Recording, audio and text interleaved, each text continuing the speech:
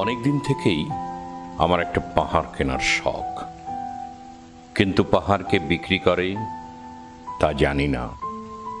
যদি তার দেখা পেতাম, দামের জন্য আটকাতো না।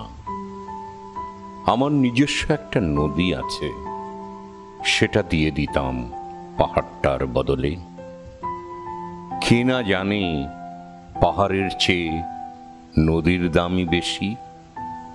পাহাড় স্থানু, নদী বহমান, তবু আমি নদীর বদলে পাহাড়টাই কিনতাম, কারণ আমি ঠকতে চাই। নদীটাও অবশ্য কিনেছিলাম একটা দ্বীপের বদলে। ছেলেবেলায় আমার বেশ ছোট্ট খাট্ট ছিমছাম একটা দ্বীপ ছিল, সেখানে অসংখ্য প্রজাপতি। শৈশবে দ্বীপটি ছিল বড় প্রিয়। আমার যৌবনে দ্বীপটি আমার কাছে মাপে ছোট লাগলো।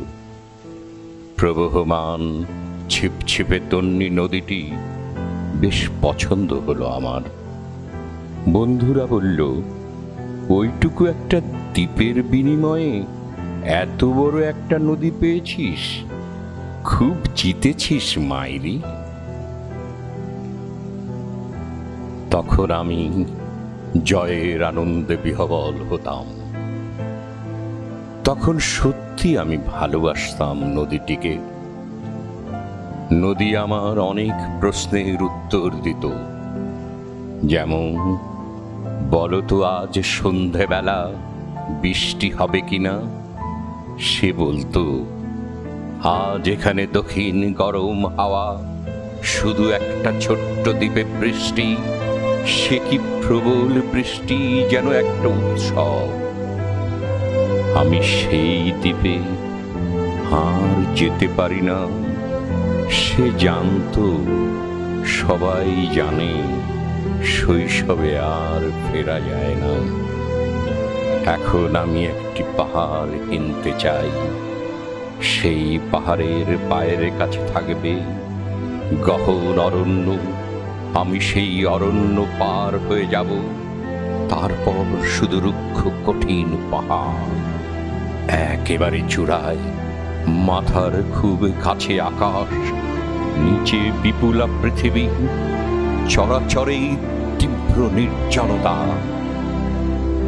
আমার কণ্ঠস্বর সেখানে কেউ শুনতে পাবে না। আমি ঈশ্বর মানি না, তিনি আমার মাথার কাছে ঝুঁকে দাঁড়াবেন না। আমি শুধু 10 দিকে উদ্দেশ্য করে বলবো, প্রত্যেক মানুষই অহংকারী। এখানে আমি একা, এখানে আমার কোনো অহংকার নেই। এখানে জয় হবার বদলে ক্ষমা চাইতে ভালো লাগে। হে 10 দিক, আমি কোনো দোষ করিনি, আমাকে ক্ষমা করো, ক্ষমা করো, ক্ষমা করো।